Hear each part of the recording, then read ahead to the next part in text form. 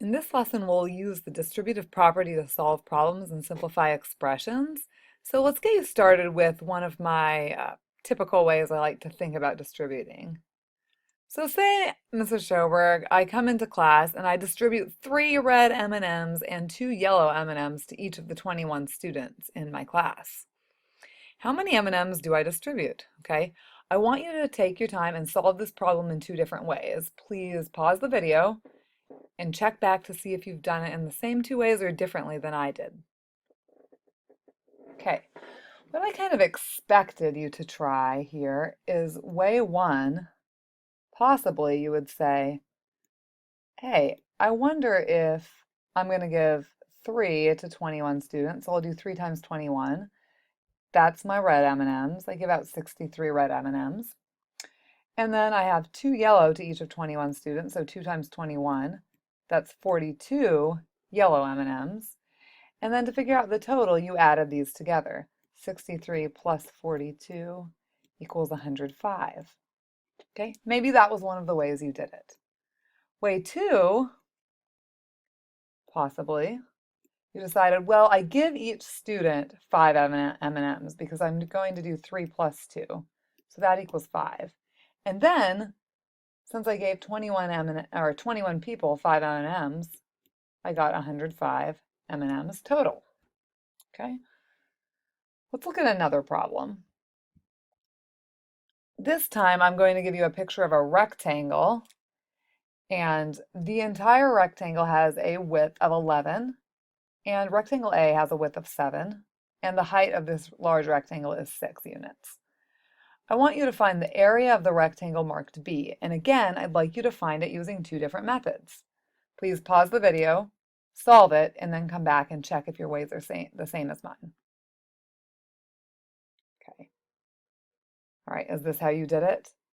Way 1 that I might have decided to do is say, hey, I wonder how big this dimension right here is. Well, since it's 11 the whole way across, and the A is 7, we have 11 minus 7, and that equals 4. Since area of a rectangle equals the base times height, or length times width, I'm just going to do 4 times 6 and get my area equals 24. And this would be square units. I didn't give you a measurement. So that might have been one of your ways that you did it. Got 24 square units. Maybe you did a second way, which would be kind of cool. You might have thought about it like this. Well, this entire area of this rectangle, this is a 6 by 11. That has an area of 66 square units. In A itself, that just has a 7 by 6 right here, 6 by 7. It has an area of 42 units squared. So to find the area of B, I'm going to take the difference of those. And I could do 66 minus 42, and I get 24 square units. All right, looking at this, what you want to notice is both of these problems lead you into an understanding of the distributive property.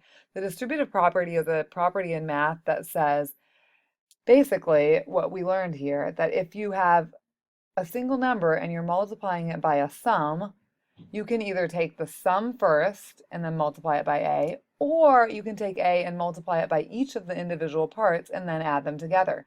This is like the M&M problem.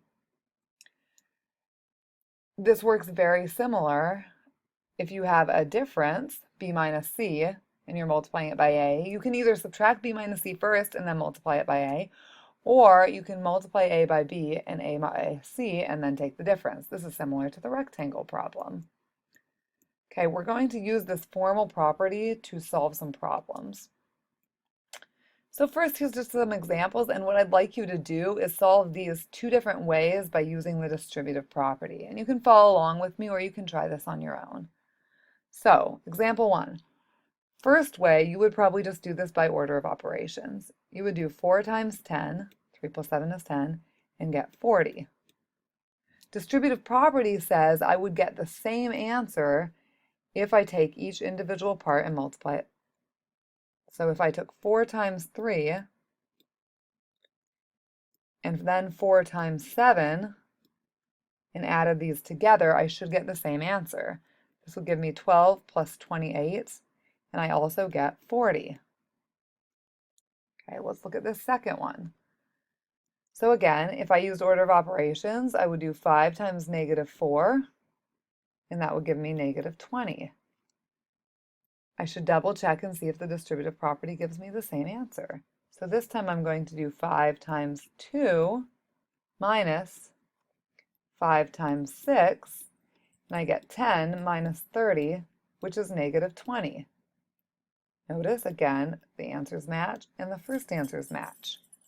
Okay, sometimes this is very convenient because you don't have total numbers, you have some variables in there, and you aren't going to be able to simplify this problem down to a single numerical answer, but you can simplify it by using the distributive property.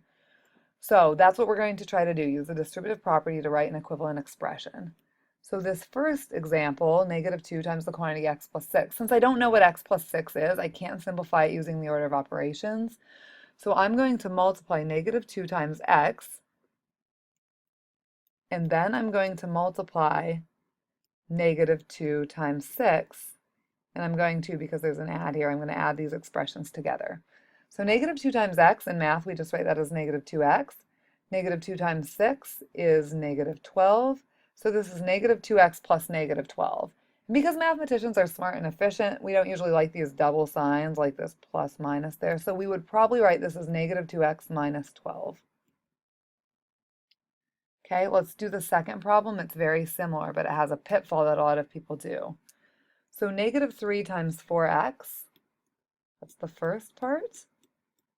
And then we're going to take -3 times 5, don't think of that.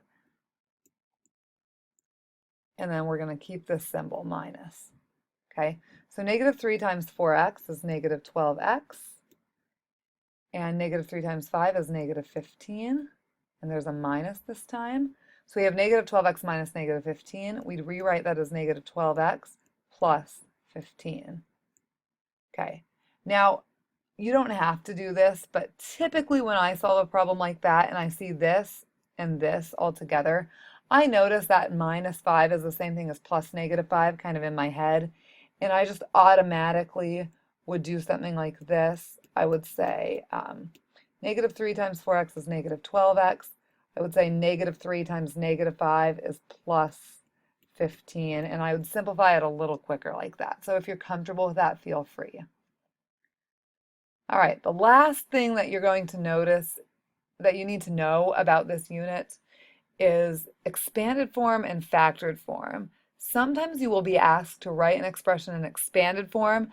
That just means you tell it the simplification with sums or differences, so like 5x plus 15. Factored form says you're going to say the factors of this number, so the product, this factor times this factor, instead of saying sums or differences of terms. So 5 times x plus 3, that's factored form. So just keep that in mind when you're asked for each form. And hopefully you feel pretty comfortable with the distributive property.